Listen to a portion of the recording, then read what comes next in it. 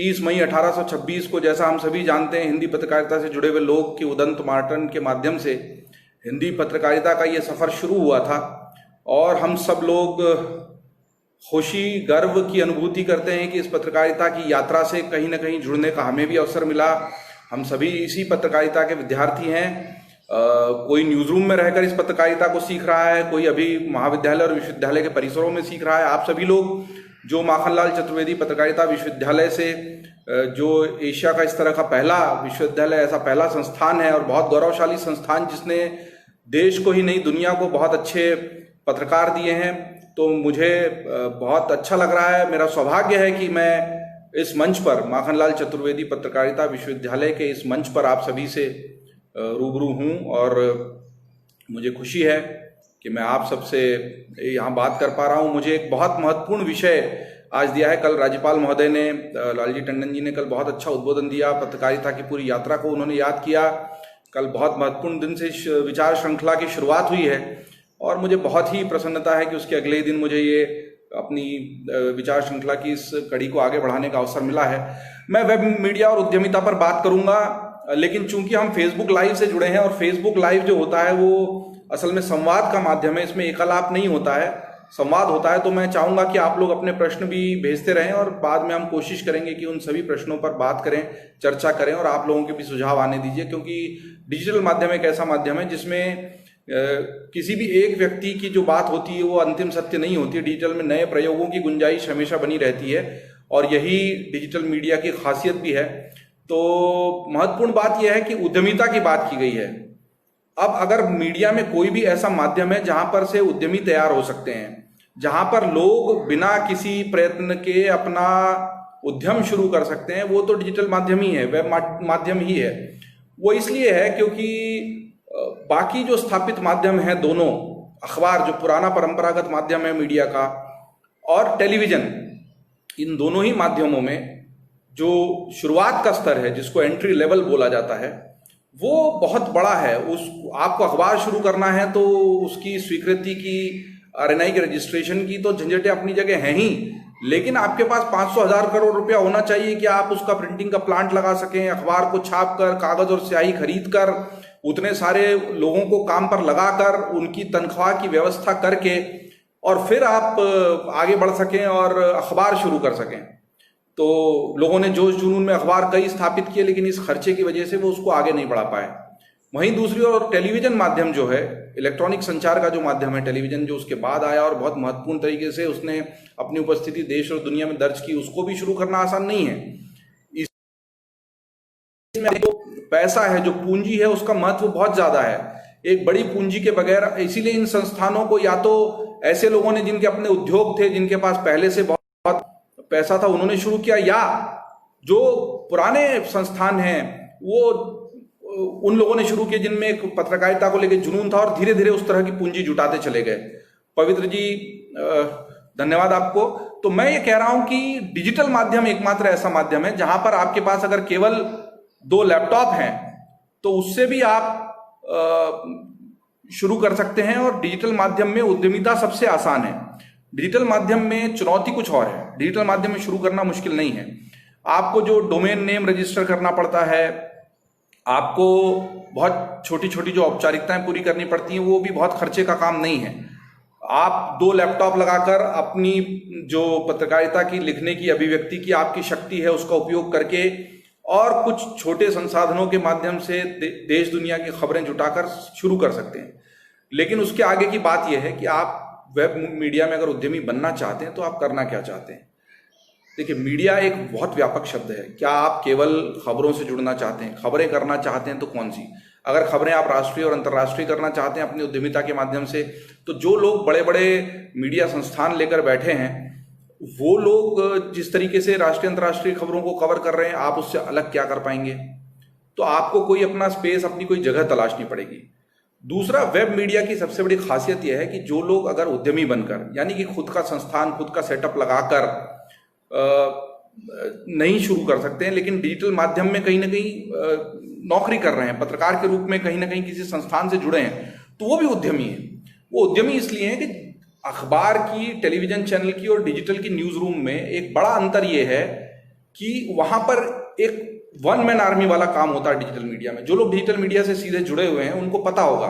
देखिए अखबार में क्या होता है कि आपने अपनी कॉपी लिख दी, फिर किसी ने उस कॉपी को, पहले तो कोई टाइप करता था, चलिए अब आप टाइप करने लगे, लेकिन कोई उस कॉपी को पढ़ेगा, तीसरा आदमी कोई पेज पर लगाएगा, चौथा आदमी फोटो सिलेक्ट करेगा, पेज पर बैठने वाला आदमी तय करेगा कि वो शीर्षक बदल देगा, उसको एडिट कर देगा।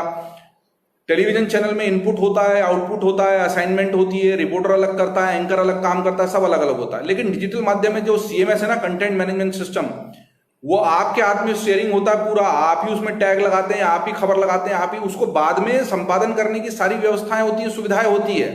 लेकिन जैसे आप अपनी फेसबुक पोस्ट के खुद मालिक होते हैं, आपने ट्वीट की, आपकी जो ट्विटर की पोस्ट होती है उसके खुद मालिक होते हैं, वैसे ही डिजिटल मीडिया संस्थान में भी उस CMS पर जब आप बैठे हैं तो आप ड्राइविंग सीट में उसके खुद आप मालिक हैं।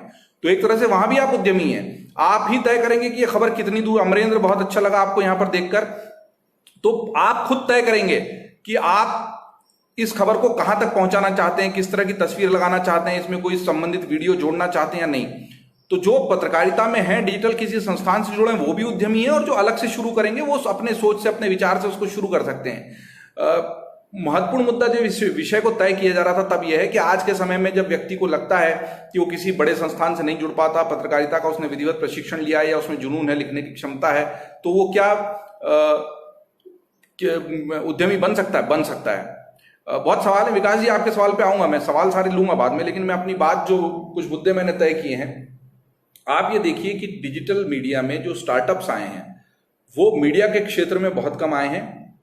उन्होंने अपने अलग अलग क्षेत्र तय किए हैं। किसी ने शिक्षा के क्षेत्र को तय कर लिया, किसी ने चिकित्सा के क्षेत्र को तय कर लिया, किसी ने सोचा कि कोई ऐसा स्टार्टअप छोटा बनाया जाए जो फूड, तो वो सब चीजें अपनी जगह हैं। डिजिटल मीडिया में उनसे तो, डिजिटल माध्यम में उससे पहले, लेकिन डिजिटल जब मीडिया की बात करते हैं, पत्रकारिता की बात करते हैं, तो कुछ पुराने पत्रकारों ने ये तय किया और अपने संस्थान शुरू कर दिए, लेकिन उनका भी संघर्ष वही है। डिजिटल मीडिया में जो संघर्ष है वो उसको शुरू करने का नहीं है। आप वेबसाइट बना सकते हैं, वेबसाइट को उतना अधिक रिस्पॉन्स जो पहले मिल जाता, तो बड़ी चुनौती जो है वो असल में जो पैसे जो कमाने हैं, आप अगर इस तरह का आप कोई उद्यमी बन के लगा भी रहे हैं सेटअप, तो आपकी सबसे बड़ी चुनौती क्या होगी? वो होगी पैसे की। तो पैसे जुटाना डिजिटल माध्यम में पहले से भी ज्यादा कठिन इसलिए हो रहा है कि जो गूगल के एड नेटवर्क के माध्यम से या दूसरी जो विज्ञापन के नेटवर्क बंबई, दिल्ली, बैंगलोर में बैठी हुई छोटी मोटी एजेंसियां एड नेटवर्क चला रही थी, उन सब के माध्यम से पैसे कमा लेना एक बड़ी दिक्कत नहीं थी आज से 3 साल 4 साल पहले तक। लेकिन अब दिक्कत ये हो गई है कि गूगल और फेसबुक खुद अपने आप में इतने बड़े व्यवसायी बन गए हैं कि डिजिटल मीडिया पर आने वाले विज्ञापनों का 80% तक वही लेके चले जाते हैं।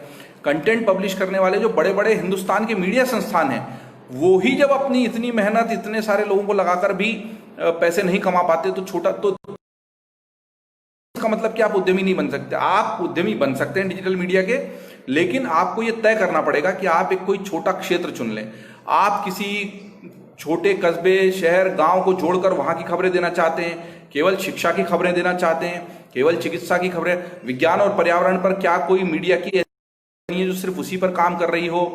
आपको यह तय करना पड़ेगा कि आपने अपना एक स्थान बना लिया और उस स्थान में जो खबरें आप देंगे, आप जुटाएंगे, जो चित्र जुटाएंगे, जो वीडियो जुटाएंगे, उसको लेकर बड़े मीडिया संस्थानों में, स्थापित मीडिया संस्थानों में उतना काम नहीं हो रहा हो, तो निश्चित ही आपके लिए बहुत गुंजाइश है। बल्कि अब मोजो की बात भी पुरानी हो गई। मोबाइल जर्नलिज्म, तो मोबाइल लेकर आप घूम रहे हैं, मोबाइल लेकर आप रिपोर्टिंग कर रहे हैं, लेकिन आप किस चीज की रिपोर्टिंग कर रहे हैं? आपकी विषय वस्तु क्या है? आपने कोई एक मुद्दा अगर चुन लिया और उसको लेकर आपने केवल जंगल का मुद्दा चुन लिया, जमीन का मुद्दा, और पर्यावरण को लेकर ही केवल आपने रिपोर्टिंग शुरू कर दी पर्यावरण के मुद्दों पर, और उसमें आप अगर बहुत अच्छा काम कर पाए, तो वहां पर उद्यमिता के लिए आपके पास बहुत बड़ी गुंजाइश है, बहुत बड़ी। आपके पास जो संसाधन है वो आपकी एक लैपटॉप और एक मोबाइल है, उससे आपका काम हो जाएगा।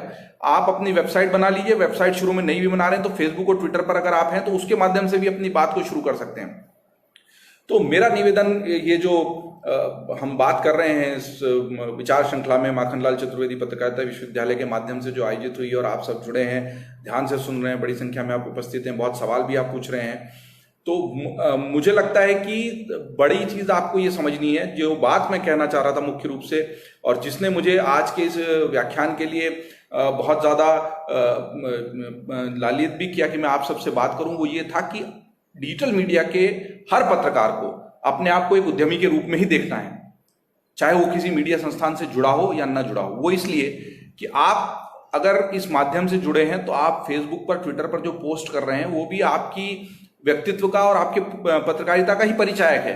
आप वहां कितने सक्रिय हैं, किस तरह के फॉलोअर्स आप जोड़ पा रहे हैं ताजा मुद्दों पर, या जो मुद्दा आपकी पसंद का है। अगर विज्ञान लेखन पर बहुत कम काम हुआ है हिंदी पत्रकारिता में खास तौर पर, और हम हिंदी पत्रकारिता की श्रृंखला में ये बात कर रहे हैं, हिंदी पत्रकारिता में विज्ञान लेखन पर बहुत कम काम हुआ और बड़े मीडिया संस्थानों में भी विज्ञान को लेकर अच्छे लेख नहीं छप पाते। तो क्या आप विज्ञान को लेकर कोई ऐसी अपने मित्रों के साथ छोटा स्टार्टअप शुरू कर सकते हैं जहां केवल विज्ञान पर आधारित अच्छी हिंदी में लिखे गए लेख हों, जो अंग्रेजी के और देश दुनिया के रिसर्च पेपर्स को प्रस्तुत कर सके हिंदी में, अच्छी हिंदी में समझने, और उसको भारतीय तारतम्य में हम कैसे जोड़ सकते हैं, अपने गांव देहात समाज के परिवेश से कैसे जोड़ सकते हैं। बहुत गुंजाइश है, आप क्यों नहीं कर सकते। इसी तरह से विज्ञान लेखन के अलावा एक बड़ा है आर्थिक मुद्दों पर। तो आर्थिक मुद्दों पर आप देखिए, अंग्रेजी के तमाम समाचार पत्र या अंग्रेजी का मीडिया हावी है, हिंदी का कोई उस तरह का उपक्रम क्यों नहीं खड़ा हो सकता जिसमें आप आर्थिक मुद्दों पर अच्छे से लिखें और लोगों को बेहतर तरीके से समझा सकें। तो आपको अपना विषय भी खुद तय करना है, अपना मार्केट भी खुद तय करना है, और उसके आगे जाके आपको यह तय करना है कि आप इससे पैसा कैसे बनाएंगे। तो जो विज्ञापन से आने वाली आय है वो लगातार घट रही है। जो लोग समझते हैं इस शब्दावली को, वो जानते हैं कि सीपीएम जो चलता है, इंप्रेशन पर 10,000, तो उस इंप्रेशन व सीपीएम वाली जो पूरी दौर है वो खत्म हो चुका है। जिस चीज के 200-250 रुपए मिलते थे, मैंने अभी कहा भी है, उस चीज के अब आपको, चूंकि प्रोग्रामेटिक आ गया है, हेडर बिडिंग आ गया है, तो उसमें अब आपको उसके उतने पैसे नहीं मिल पाते हैं, और लगातार प्रकाशक जो है बढ़ते जा रहे हैं डिजिटल मीडिया के, और विज्ञापन उतने हैं। तो जो प्रकाशित करने वाला है विज्ञापनों को, उसके पास इतने ज्यादा विकल्प उपलब्ध हैं कि उसके दाम घट गए हैं। ये जो मांग और आपूर्ति का जो अंतर संबंध है, जो इकोनॉमिक्स समझते हैं, जो अर्थशास्त्र समझते हैं, उसमें बड़ी गड़बड़ हो गई है डिजिटल मीडिया में, क्योंकि आपूर्ति बहुत ज्यादा है, वेबसाइट्स बहुत ज्यादा बन गई हैं, वेबसाइट के पन्ने बहुत ज्यादा पढ़े जा रहे हैं। 4G आने के बाद मोबाइल पर क्रांति हो गई, डिजिटल मीडिया के पाठक बढ़ गए, डिजिटल मीडिया के इतने सारे पाठक बढ़ गए, इतने सारे पन्ने पढ़े जा रहे हैं, और विज्ञापन उतने ही है। तो जिस विज्ञापन के 200 रुपए आपको मिल जाते थे सीपीएम, उस विज्ञापन के अब 20 रुपए भी नहीं मिल पाते कई बार, जब तक कि आप सीधे जाके विज्ञापन लाए। सीधे जाकर विज्ञापन डिजिटल मीडिया में किस किस को देंगे, वो तो देने वाले के लिए भी चुनौती है। इन चुनौतियों से जो जूझ पाएगा वो डिजिटल मीडिया का सच्चा उद्यमी बनेगा। तो उसमें कुछ लोगों ने अच्छा काम भी किया है। देखिए, छोटी छोटी वेबसाइट बनाई है, किसी की उद्यमिता के किस्से शुरू कर दिए और एक बड़ी साइट खड़ी हो गई। तो आपको छोटी शुरुआत करके उसको ऊंचाई तक ले जाना पड़ेगा, और आपको ये समझना पड़ेगा कि कंटेंट का पैसा, आप जो कंटेंट तैयार कर रहे हैं, जो सामग्री तैयार कर रहे हैं, जो संपादकीय सामग्री आप प्रकाशित कर रहे हैं, वो इतनी अच्छी हो, इतनी बेहतरीन हो कि व्यक्ति उसको पढ़ने के लिए पैसे देने को तैयार हो जाए। देखिए, ये पूरा जो मीडिया माध्यम है, चूंकि आप सभी पत्रकारिता के छात्र हैं, पत्रकारिता से जुड़े हैं, पत्रकारिता को लेकर आप शिद्दत से सोचते हैं, आगे पत्रकारिता में अपना भविष्य बनाना चाहते हैं, और बहुत से लोग यहाँ पर ऐसे हैं जिन्होंने जिंदगी पत्रकारिता करते हुए निकाली है, तो सभी समझते हैं कि पत्रकारिता असल में हमेशा, कहीं भी बाजार का संकट आता है देश दुनिया में, तो सबसे पहले पत्रकारिता पर उसका प्रभाव क्यों पड़ता है। कभी आईटी सेक्टर में कोई मंदी आती है तो वो आईटी सेक्टर तक सीमित होती है, वित्तीय क्षेत्र में कोई मंदी आएगी फाइनेंशियल सेक्टर में तो वो फाइनेंशियल सेक्टर तक सीमित रहेगी। लेकिन देश दुनिया में आने वाली कोई सी भी मंदी सीधे सीधे मीडिया को और पत्रकारिता को क्यों प्रभावित करती है? वो इसलिए प्रभावित करती है कि ये पूरा जो माध्यम है वो इस तरह का माध्यम है जहां पर जो खबर प्रकाशित हो रही है, चाहे टेलीविजन पर हो, चाहे अखबार में, चाहे डिजिटल माध्यम पर, उसका कोई पैसा नहीं है, वो मुफ्त में आप तक पहुंच रही है। आप अपने इंटरनेट कनेक्शन पर भले ही पैसा खर्च कर रहे हैं, लेकिन मीडिया संस्थान को आप कोई पैसा नहीं दे रहे हैं। आप अखबार जो खरीदते हैं 5 रुपए, 6 रुपए, 3 रुपए, जहां जो भी मूल्य लागू हो, वो अखबार असल में 20-22 रुपए में छपता है। 22 रुपए में छपने वाला अखबार अगर आप 5 रुपए में खरीद रहे हैं तो बचे हुए 15-20 रुपए की आपूर्ति विज्ञापन से होती है। ऐसा ही हाल टेलीविजन का है, वो इतना जो करोड़ों रुपए का खर्च करके सेटअप चलाते हैं अपना, उसका पैसा विज्ञापन से आता है। तो जब मंदी आती है तो सबसे पहला प्रभाव विज्ञापन पर पड़ता है। व्यक्ति सोचता है कि जब मेरा माल ही नहीं बिक रहा तो मैं विज्ञापन क्यों दूं। जब विज्ञापन पर प्रभाव पड़ता है तो सीधे सीधे मीडिया और पत्रकारों पर प्रभाव पड़ता है। तो जो उद्यमी इस क्षेत्र में आना चाहते हैं, उद्यमिता करना चाहते हैं, उनको ये सोचना पड़ेगा कि मैं अपने जो भी अपना उद्यम लगाऊंगा, मीडिया को लेकर, डिजिटल मीडिया का जो उद्यम लगाऊंगा या लगाऊंगी, उस उद्यम को विज्ञापन से कम निर्भरता के साथ मैं कैसे चला सकूं। अगर आपकी निर्भरता विज्ञापन पर होगी तो निश्चित ही आपको बहुत दिक्कत आएगी, और जब भी थोड़ा सा भी बाजार में कोई संकट होगा तो आपको विज्ञापन नहीं मिलेंगे और आपको संस्थान को चलाने में, उसके खर्चे उठाने में दिक्कत आएगी। लेकिन उसकी राह यह है, और उस दिशा में सभी को आगे बढ़ना चाहिए, चाहे मीडिया संस्थान हो, चाहे नए उद्यमी आ रहे हो। वो ये है कि अगर आप अच्छी सामग्री प्रकाशित कर रहे हैं अच्छी सामग्री अगर आप प्रकाशित कर रहे हैं और अच्छी सामग्री प्रकाशित करने के लिए जो उसको जुटाने के लिए जो खर्च कर रहे हैं, तो उस खर्च को पाठकों से निकलवाना पड़ेगा। पाठक को ये समझना पड़ेगा कि सामग्री को जुटाने में पैसे लगे हैं, और अगर आप अच्छी सामग्री पढ़ना चाहते हैं तो अच्छी सामग्री के आपको पैसे देने पड़ेंगे। आप उद्यमी बन जाइए, पर्यावरण के क्षेत्र में अच्छी वेबसाइट शुरू कर दीजिए जिसमें मीडिया से जुड़ी अच्छी, आप विज्ञान लेखन के क्षेत्र में शुरू कर दीजिए, आप आर्थिक क्षेत्र की कोई अच्छी वेबसाइट शुरू कर दीजिए, आप गांव देहात के कोई मुद्दों पर लिखना शुरू कर दीजिए, आदिवासी दलितों के मुद्दे पर लिखना शुरू कर दीजिए। आपको केवल क्राइम पर कुछ लिखना है, अपराध पर, वो लिख दीजिए, लेकिन काम श्रेष्ठ कीजिए। उसमें ऐसी सामग्री जुटा के लाइए जो शोध आधारित हो, जिस पर मेहनत हुई हो, मोबाइल लेकर आप घूमे हो, उसको ढूंढा हो। तो मुझे लगता है कि आप इस दिशा में आगे बढ़ सकते हैं। बहुत सारी गुंजाइश इसमें है, और इस गुंजाइश के माध्यम से आप वेब मीडिया के उद्यमी बन सकते हैं। बल्कि अगर कोई ऐसा मीडिया माध्यम है जहां पर आप आज सोचे और कल उसको शुरू कर सकते हैं, तो आज सोचे और आज ही शुरू कर सकते हैं। आज ही शाम को आप अपनी वेबसाइट रजिस्टर कर सकते हैं। और हाँ आकाश जी, बिल्कुल आने वाले समय में सब्सक्रिप्शन पर जोर बढ़ेगा। यही बात मैं कह रहा था कि आप उद्यमी बनेंगे या मीडिया संस्थान होंगे, पाठकों से पैसा आपको लेना पड़ेगा, क्योंकि विज्ञापन के पैसे से काम नहीं चल पाता। तो आप सोचें कि टेलीविजन चैनल खोलना है तो आसान नहीं है, जो मैं शुरू में कह रहा था, आप नहीं खोल पाएंगे। लेकिन आप अखबार खोलना चाहते हैं तो आप नहीं खोल पाएंगे तुरंत, ऐसा नहीं कि नहीं खोल सकते हैं। आप में अगर इच्छा शक्ति है और आप सोचते हैं कि उतने संसाधन जुटा लेंगे तो आप अखबार भी निकालिए, उसमें कोई दिक्कत नहीं है। अखबारों का भविष्य हिंदुस्तान में तो अभी कम से कम लंबे समय तक बना रहेगा। लोग अभी उस तरह की आदतों से दूर नहीं जाएंगे। ई पेपर जरूर पढ़ रहे हैं, डिजिटल के पीडीएफ के सब्सक्रिप्शन भी आ रहे हैं, जिस तरीके से न्यूयॉर्क टाइम्स ने किया, लेकिन आप खोल सकते हैं। टेलीविजन चैनल है, उनकी अपनी भूमिका महत्वपूर्ण है। आप चाहें उतना पैसा जुटा सकते हैं, खोल लीजिए। लेकिन डिजिटल मीडिया की आज हम बात कर रहे हैं, वेब मीडिया की। वेब मीडिया में आप अपने 2-3 ऐसे मित्र जो अच्छा लिखना पढ़ना जानते हैं, पत्रकारिता को लेकर जिनमें एक जुझारूपन है, जिनमें अभिव्यक्ति की प्रबल इच्छा है, वो सोचते हैं कि वो अपने दम पर एक संस्थान चला लेंगे। लेकिन क्या है, विचार महत्वपूर्ण, विचार को आगे ले जाना महत्वपूर्ण है। आप सबसे पहले ये जान लीजिए कि जो सब लोग कर रहे हैं वही आप करेंगे तो आप कहीं नहीं पहुंचे, मी टू से कहीं नहीं। आप लोगों में एक धुन चढ़ी है यूट्यूब चैनल। अब आप केवल यूट्यूब चैनल बनाने से थोड़ी अगले दिन से लाख रुपए का चेक आपके घर पे आने लग जाएगा। आप उस यूट्यूब चैनल के लिए किस तरह का वीडियो बना रहे हैं। और अब तो यूट्यूब चैनल में भी वही डिमांड सप्लाई, मांग और आपूर्ति की इतनी बड़ी दिक्कत हो गई है कि हर बच्चा मोबाइल से वीडियो बना बनाकर यूट्यूब पर डाल रहा है। वो आगे जाकर टिकटॉक और हेलो और हाइक पर भी चला गया है। इतनी इन्वेंट्री हो गई है, इतना ज्यादा वीडियो हो गया है कि वहां पर भी जितने पैसे पहले बन जाते थे उतने अब नहीं बनते। तो मुझे लगता है कि आपको यह तय करना पड़ेगा कि आप क्या सामग्री बनाएंगे, किस तरीके से उसको देंगे। इतनी अधिक आपूर्ति अगर बाजार में पहले से है तो मांग और आपूर्ति के इस अंतर को समझते हुए, एक आप जब उद्यमी बनते हैं ना, तो आप फिर सिर्फ पत्रकार नहीं रह सकते। आपको एक उद्यमी की तरह भी सोचना पड़ेगा। आप में वो बुद्धि कौशल होना चाहिए जो किसी उद्यम को आगे ले जा सके, क्योंकि आपके साथ बहुत सारे लोगों का भी फिर जीविका का उसके साथ सीधा संबंध होगा। उनकी जीविका चलाने के लिए तुषार भोसले जी, साइंस राइटिंग का बहुत स्कोप है। विज्ञान लेखन हिंदी में अच्छे से नहीं हो पाता है। हिंदी में अच्छा विज्ञान विषय पर लिखने वाले लोग नहीं हैं बहुत ज्यादा। और मुझे लगता है कि अगर कोई सोचता है कि केवल विज्ञान लेखन की अच्छी हिंदी की साइट वो बनाना चाहते हैं उद्यमी बनकर, तो बस आप ऐसे आलेख लिखिए शोध आधारित कि प्रति आलेख को पढ़ने के लिए लोग 10 रुपए, 20 रुपए, 25 रुपए, 50 रुपए दे सकें। जिस स्तर का लेख हो उस स्तर के पैसे आप प्रति लेख से अगर जुटा सकते हैं, तो अगर एक व्यक्ति उसको पढ़ने के 50 रुपए देगा तो बहुत सारे लोग, अगर उसको हजारों लाखों लोग पढ़ेंगे तो सोच लीजिए कितना पैसा देंगे। तो आप उद्यमी बन सकते हैं। आप ऐसी सामग्री बनाइए जिसके लिए लोग पैसे देने को तैयार हो उसको पढ़ने के। विज्ञापन के पैसे पर निर्भर मत रहिए, तो आप वेब मीडिया के बहुत अच्छे उद्यमी बन सकते हैं। शुरुआत करते समय महत्वपूर्ण बात यह होगी कि आप किस विषय पर लिखना चाहेंगे, उस विषय में आपकी विशेषज्ञता क्या है, देश दुनिया के कौन से विशेषज्ञ उसमें जुटाएंगे। आजकल केवल सामग्री से नहीं चलता है, उसके अच्छे चित्र, अच्छे वीडियो आपको चाहिए। मोबाइल लेकर आपको निकलना पड़ेगा, अपना कैमरा लेकर निकलना पड़ेगा, अपना लैपटॉप लेकर निकलना पड़ेगा, उस विषय की अच्छी सामग्री जुटानी पड़ेगी। और इस जुनून के साथ आप वेब मीडिया के बहुत अच्छे उद्यमी बन सकते हैं। बहुत सारी बातें करनी है, लेकिन मैं देख रहा हूं प्रश्न बहुत सारे हैं। लोग अपना प्रचार करने लगे हैं कि हम आपकी वेबसाइट बना देंगे, देख लीजिए। हाँ, वेब मीडिया सब्सक्रिप्शन के आधार पर चलेंगे।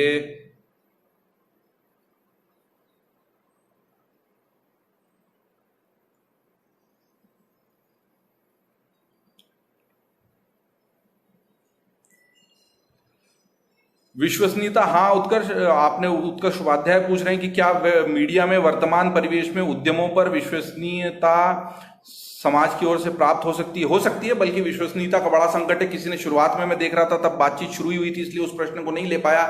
किसी ने कहा था फेक न्यूज बहुत बड़ा संकट है। डिजिटल मीडिया में तो बहुत ही बड़ा संकट है। लोग व्हाट्सएप पर और फेसबुक पर इतनी भ्रामक बातें प्रचारित और प्रसारित कर देते हैं कि यह तय करना मुश्किल होता है कि इसमें सच क्या है। ऐसे ऐसे वीडियो जो 2 साल 5 साल पुराने या भारत के है ही नहीं, उनको भारत का कहकर किसी बड़ी हस्ती को लेकर, राजनीतिक हस्ती को लेकर, किसी फिल्मी हस्ती को लेकर इस तरह की जानकारियां प्रसारित हो जाती हैं जो सत्य नहीं होती हैं। तो आप जो भी उद्यमी बनकर मीडिया संस्थान चलाएंगे, आपको सबसे पहले तो विश्वसनीयता पर ही काम करना होगा। पूरी मीडिया की जो नींव है वो विश्वसनीयता पर ही खड़ी है।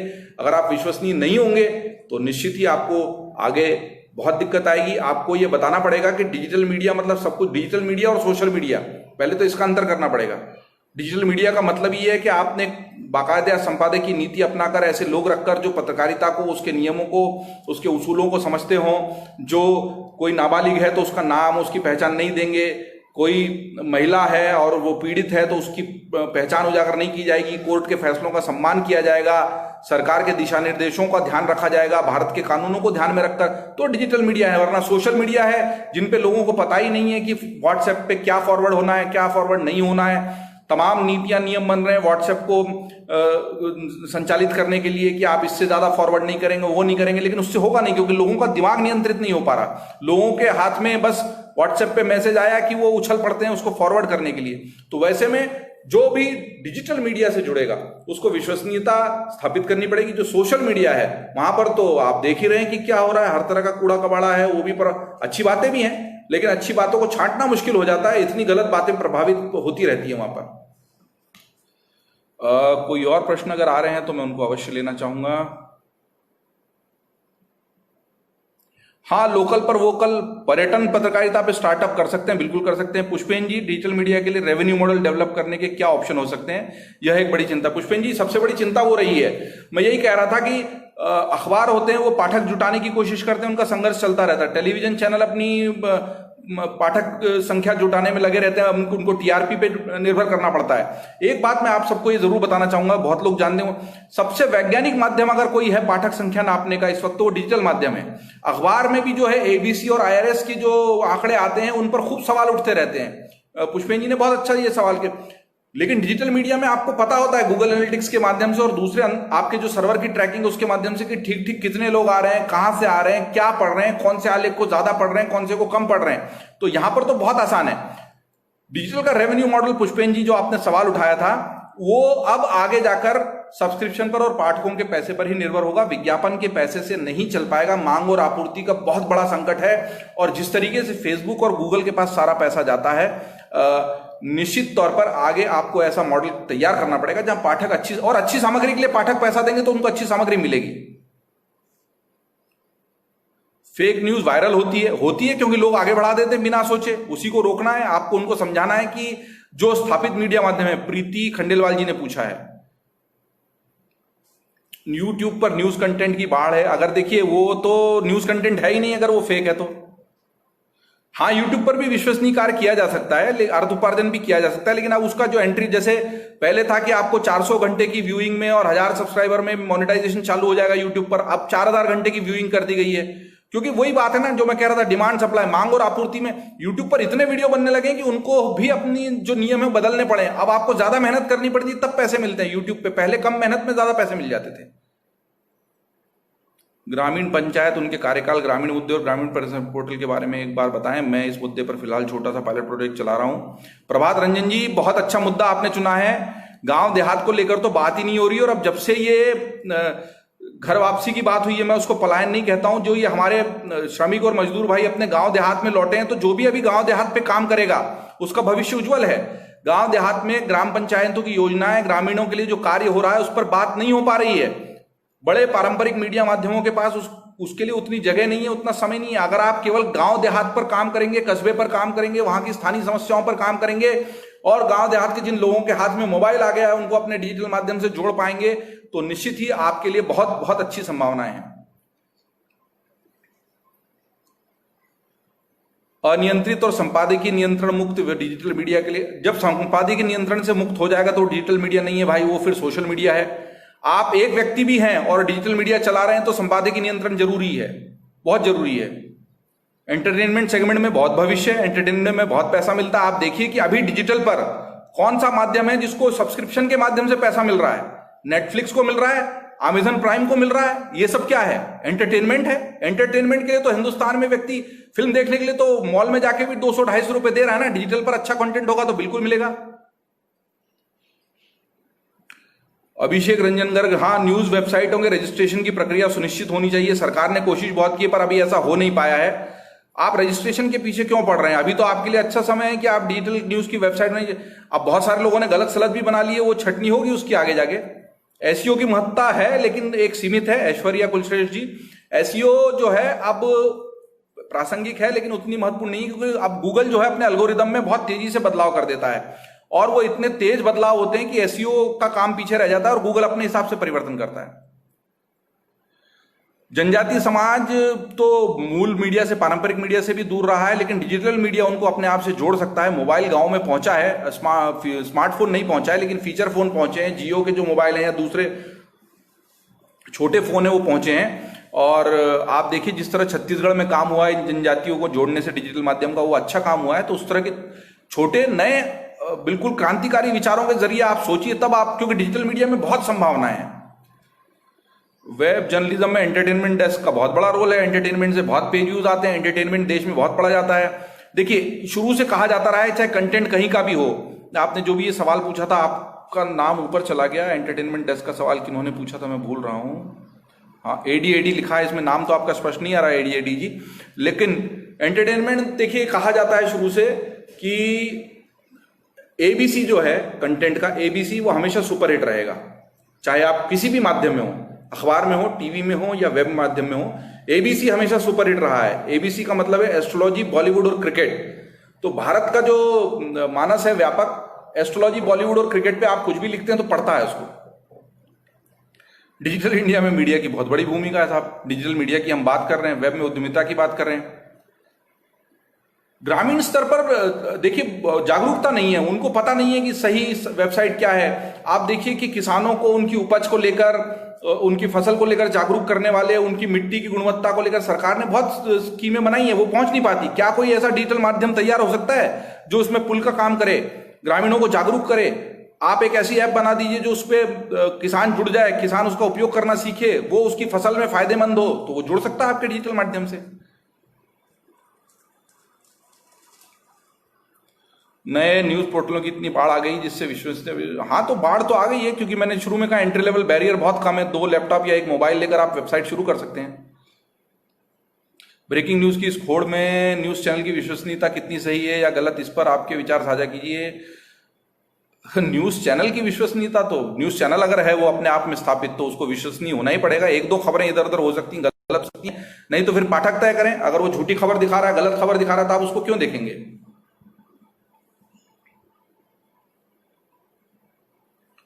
यूट्यूब पर क्षेत्रीय न्यूज के चैनल को चलाया जा सकता है बंधु, लेकिन वही बात है राजकुमार पांडे जी, क्योंकि यूट्यूब पर अब पैसा मिलना बनना आसान नहीं है। बहुत सारे व्यूज लाने पड़ते हैं, तब उस पर एड नेटवर्क चालू होता है। फिर विज्ञापन देना नहीं देना ये भी यूट्यूब के हाथ में है। तो आपको बहुत ध्यान रखना पड़ेगा कि किस विषय पर आप वीडियो बना रहे हैं, वीडियो विश्वसनीय है कि नहीं, लगातार कितने वीडियो आप बना पाएंगे, वीडियो कितने एडिट होंगे, कहाँ से जुटाएंगे, कहाँ से वीडियो आएंगे गाँवों के। चला सकते हैं लेकिन पैसा बनाना बहुत आसान नहीं है उस पर।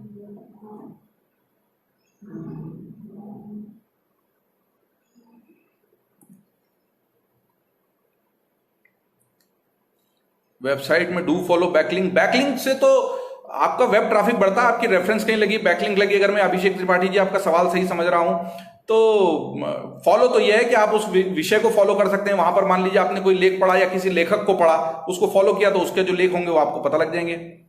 डिजिटल अखबार अच्छे हैं, बड़े हैं। अभी तो लॉकडाउन में लोगों ने डिजिटल पर अखबार ज्यादा पढ़ा है। जो बड़े बड़े अखबार थे, जो किसी ने सोचा नहीं था कि पेवॉल के पीछे जाएंगे, वो चले गए पेवॉल के पीछे।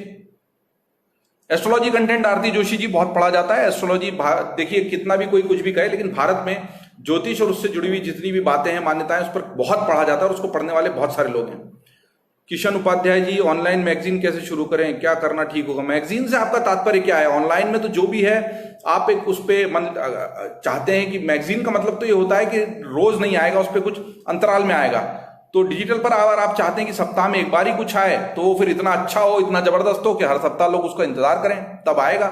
जैसे कोई वेब सीरीज है वो उसकी तरीके से कर सकते हैं। मुझे लगता है कि काफी सवाल हो गए।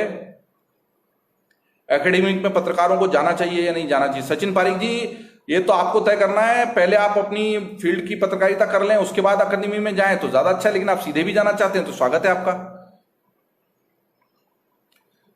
विकासधर द्विवेदी जी, आपने अच्छा सवाल पूछा है। वेबसाइटों का ऐसा कोई अभी औपचारिक संगठन नहीं है देश में। जैसे टीवी चैनलों का है, जैसे अखबारों का है, वैसे वेबसाइटों का कोई नहीं है फिलहाल। तो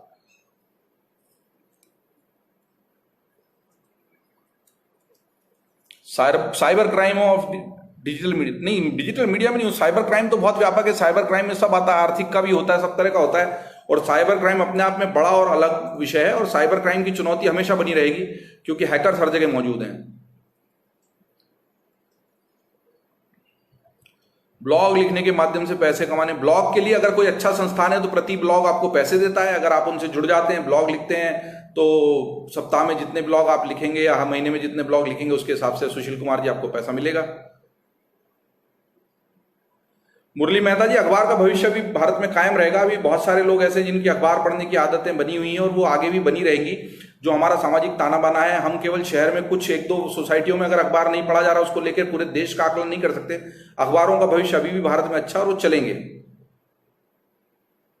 भारत सरकार कंटेंट, देखिए कंटेंट का रेगुलेशन पे हमेशा बहस होती रही है वैभव देव शुक्ला जी, लेकिन मुझे नहीं लगता कि कोई ऐसा नियम बन पाएगा जो अभिव्यक्ति की स्वतंत्रता पर रोक लगा पाएगा। तो जब तक अभिव्यक्ति की स्वतंत्रता कायम है, तब तक जो भी नियम बने वो भारत के समाज के लिए, भारत के व्यापक हित में बनते हैं, तो उसमें कोई दिक्कत नहीं। कानून वैसे भी जो बने वो सब पत्रकारों पर भी लागू हैं, लेकिन अभिव्यक्ति की स्वतंत्रता पर आंच नहीं आनी चाहिए।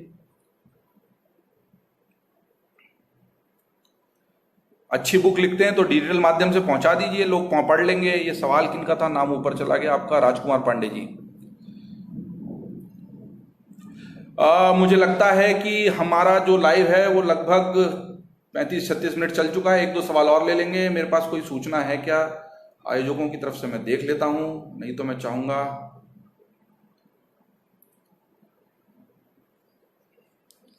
रितु तिवारी जी, डिजिटल मीडिया में ग्रामीणों को कैसे जागरूक करें? ग्रामीणों को ही जागरूक करने की अभी मतलब ग्रामीण वैसे हमसे ज्यादा जागरूक हैं, चीजों को समझते हैं, लेकिन जो नई जानकारियां उन तक नहीं पहुंच पा रही डिजिटल मीडिया से, वो अभी उस तरीके से नहीं जुड़े हैं। तो हम उनको जोड़ने के लिए एक अच्छी वेबसाइट बना सकते हैं, उनको जोड़ सकते हैं। कुछ प्रयास हुए हैं लेकिन अच्छे से नहीं हुए हैं। सर्वर हैंडल नहीं कर पाते जब यूजर बढ़ेंगे? अरे नहीं, सर्वर तो आप बहुत लगा सकते हैं, सर्वर पे खर्च, सर्वर कोई बड़ी चिंता का विषय नहीं है। कला एवं संस्कृति को लेकर भी बहुत अलग अलग वेबसाइट्स बनी हैं, लोगों ने काम किया है, लेकिन आप कला संस्कृति के किस हिस्से को, कला संस्कृति भी बहुत व्यापक है, तो उसमें किस हिस्से को लेकर आगे बढ़ना चाहते हैं उस पर निर्भर करेगा।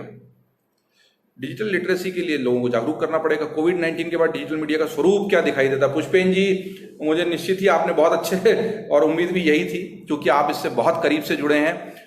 पत्रकारिता में आपने लगभग बहुत लंबा समय भी गुजारा।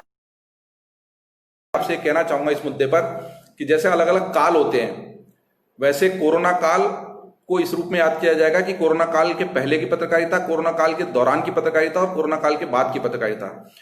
बहुत कम समय अब बचा है, लेकिन पुष्पेन जी ने बहुत अच्छा सवाल उठाया है। देखिए, कोरोना काल ने एक बड़ा क्रांतिकारी परिवर्तन ये किया है कि उसने साबित कर दिया है कि न्यूज रूम जो है उनको भी घर से चलाया जा सकता है। अधिकतर मीडिया संस्थान वर्क फ्रॉम होम में है। बहुत कम साथी जो है दफ्तर जा रहे हैं, जिनका जाना बहुत आवश्यक है। न्यूज टेलीविजन के बड़े बड़े एंकर घर से एंकरिंग कर रहे हैं। आपने देखा हो तो सीएनएन और बीबीसी के एंकर तो बहुत पहले से घर पे काम करने लगे थे। भारत के भी बड़े चैनलों के एंकर अब घर से काम कर रहे हैं।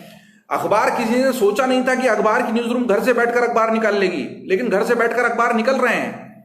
मैं पत्रकारिता में इतने वर्षों से हूं, मुझे न्यूज रूम का जो स्पंदन है वो आकर्षित करता है। न्यूज रूम की जो ऊर्जा है, न्यूज रूम का जो माहौल है वो आकर्षित करता है। लेकिन इस लॉकडाउन ने, इस कोविड ने हमें मजबूर कर दिया कि हम घर पर बैठकर भी उसी तरीके से काम करें जैसे हम न्यूज रूम में करते हैं। और मजबूरी में ही सही लोगों ने ये प्रयोग किया, और ये प्रयोग बहुत हद तक सफल भी रहा। कुछ कमियां हैं, दिक्कतें हैं। देखिए, जो मिल बैठकर बात होती है उसमें हमेशा इंसानी बातचीत और स्पर्श और मेल मुलाकात को कोई स्थानांतरित नहीं कर सकता। लेकिन कोविड के बाद की पत्रकारिता ने यह साबित कर दिया है कि जरूरी नहीं है कि आप एक बड़े दफ्तर में बैठकर साथ में काम करें। उसका फायदा जो आज के लिए प्रासंगिक है, जो हम उद्यमिता और वेब मीडिया की बात कर रहे हैं, उससे दूर नहीं होते हुए ये कहूंगा पुष्पेन जी कि अब ये है कि आप संस्थान कहीं भी चला रहे हो, दूर दराज में अगर मान लीजिए कोई बहुत प्रतिभाशाली पत्रकार बैठा है डिजिटल मीडिया का, तो उसको संस्थान अब अपने से जोड़ने में नहीं हिचकेगा। पहले वो चाहता था कि आप आइए, हमारे दफ्तर में आइए, दिल्ली आइए, बंबई आइए, बेंगलोर आइए, हैदराबाद आइए, हैदराबाद आकर काम कीजिए, तभी आप हमारे मीडिया संस्थान से जुड़ पाएंगे। मुझे लगता है कि अब इसके बारे में विचार संस्थानों के मालिकों के, संस्थान को चलाने वाले लोगों के बदलेंगे और प्रतिभा को महत्व मिलेगा बजाय के एक स्थान पर बैठने को। और अगर आप दूर दराज से बैठकर भी वेब मीडिया के माध्यम से अपना योगदान दे सकते हैं तो उसको स्वीकार किया जाएगा और ये डिजिटल मीडिया के लिए बहुत ही उज्जवल अच्छे भविष्य के संकेत हैं। तो पीडीएफ के माध्यम से तो कभी भी निकाल सकते हैं। पीडीएफ के माध्यम से आप अगर मैगजीन निकालते हैं डिजिटल माध्यम की, उसको सर्कुलेट करते कर सकते हैं, लेकिन जो प्रकाशन के नियम होते हैं वो आप पर भी लागू होंगे ही। आप कुछ भी ऐसा लिखकर प्रचारित नहीं कर सकते जो दिक्कत है। तो मुझे लगता है मोटे तौर पर बहुत सारी बातें हो गई। पुष्पेन जी, आपके सवाल का उत्तर मिल गया होगा। कोविड के बाद की पत्रकारिता महत्वपूर्ण होगी और कोविड के दौरान जो पत्रकारिता की गई वो भी एक अध्याय के रूप में, जैसे आपातकाल एक बड़ा अध्याय रहा भारतीय पत्रकारिता में, उस वक्त लोगों ने किस तरीके से लिखा, सरकार को लेकर कैसे लिखा, समाज को लेकर कैसे लिखा। मुझे लगता है जो पत्रकारिता का अध्ययन करते हैं पुष्पेन जी, आप जैसे लोग, उनके लिए अकादमिक दृष्टि से अध्ययन का विषय यह है कि इस कोरोना काल में लोग किस तरीके से पत्रकारिता कर रहे हैं, श्रमिकों के मुद्दे को लेकर, समाज के मुद्दे को लेकर, सरकार के मुद्दे को लेकर, चिकित्सा सुविधाओं को लेकर हम लोग किस तरीके से लिख रहे हैं। इसको निश्चित तौर पर आगे क्या गैर जरूरी जानकारी थी जो दे दी गई और नहीं देनी थी, क्या जानकारी थी जो होनी चाहिए थी, उस पर काम किया किसने, सिद्धांतों का पालन किया, मूल्यों का पालन किया किसने नहीं किया, ये सब भी देखा जाएगा, वो अलग बहस का विषय है। आज हमने वेब मीडिया और उद्यमिता पे बात की है। आप सबको बहुत धन्यवाद जुड़ने के लिए। मृदुल जैन जी, राजीव प्रताप सिंह जी, आप सभी को नमस्कार करता हूं, विदा लेता हूं। और क्या ऑस्ट्रेलिया की तरह भारत भी एडवर्टाइजिंग को लेकर कानून बनना चाहिए जिससे, हाँ, ये बहुत सारी बातें सब जगह हो रही हैं, भारत में भी हो रही हैं कि केवल गूगल फेसबुक नहीं ले जाएं, प्रकाशकों को उनकी मेहनत का पैसा मिले, तो ये बहस चल रही है लगातार। तो आप सभी को नमस्कार, आप सभी को बहुत बहुत धन्यवाद। माखनलाल चतुर्वेदी पत्रकारिता विश्वविद्यालय के इस सत्र से जुड़कर मुझे बहुत अच्छा लगा। आप सभी लोग जो इससे जुड़े, आपको बहुत धन्यवाद। और इस तरह के सवाल आते रहेंगे, लेकिन आप उद्यमी बनिए। वेब मीडिया से अगर आप जुड़े हुए हैं तो आप वैसे भी उद्यमी हैं। आप किसी बड़े संस्थान के न्यूज रूम में काम कर रहे हो, छोटे संस्थान के न्यूज रूम में काम कर रहे हो, या अपना खुद का संस्थान चला रहे हो, आपका जोश, आपका जज्बा एक उद्यमी के रूप में होना चाहिए, क्योंकि आपकी हर खबर, आपके हर शब्द, आपके हर चित्र, आपके द्वारा प्रकाशित की गई हर जानकारी के लिए आप स्वयं जिम्मेदार हैं। उसी रूप में इसको लेंगे तो आपको डिजिटल मीडिया में कार्य करने का और आनंद आएगा, और उत्साह आएगा, और मजा आएगा। आप उसको उसी तरीके से, उसी शिद्दत से महसूस कर सकेंगे, जी सकेंगे जिस तरीके से एक पत्रकार को करना चाहिए। आप उद्यमी बन के स्वयं का संस्थान चलाते हैं तो बहुत शुभकामनाएं। आप किसी भी मीडिया संस्थान से जुड़कर भी डिजिटल मीडिया की पत्रकारिता करते हैं तो उसके लिए भी बहुत आपको शुभकामनाएं। इस सत्र से जुड़ने के लिए बहुत बहुत धन्यवाद। और माखनलाल चतुर्वेदी पत्रकारिता विश्वविद्यालय के सभी प्राध्यापकों को, संजय द्विवेदी जी को जिन्होंने मुझे विशेष रूप से आग्रह किया था इस आज के सत्र के लिए, उनको, और बाकी सभी जो लोग हैं, बहुत लंबे समय से परिचय है, अच्छा है, स्नेह है आप सभी का, आपको बहुत धन्यवाद। मुझे बहुत अच्छा लगा और जो उत्साह आपने दिखाया, जो प्रश्न पूछे, उससे मुझे भी मजा आया, मुझे भी कुछ सीखने को मिला। ऐसी बातें, मुलाकातें होती रहे तो और भी अच्छा लगेगा। इस कोरोना काल में आप सभी अपना, अपने परिवार का, अपने स्वास्थ्य का बहुत ध्यान रखें और ये गर्व महसूस करें कि आप ऐसे पेशे से जुड़े हैं पत्रकारिता के, कि जिसमें आपदा के समय में घर में बैठने की बजाय बाहर निकलकर चुनौतियों का सामना करना होता है, और जो लोग घर में बैठे हैं उनको बताना होता है कि देश दुनिया में चल क्या रहा है। तो हमें अपने पत्रकार होने पर गर्व होना चाहिए, और हिंदी पत्रकारिता की खासतौर पर हम जितनी सेवा कर सकें उतना कम है। आप सबको बहुत शुभकामनाएं, बहुत धन्यवाद, नमस्कार।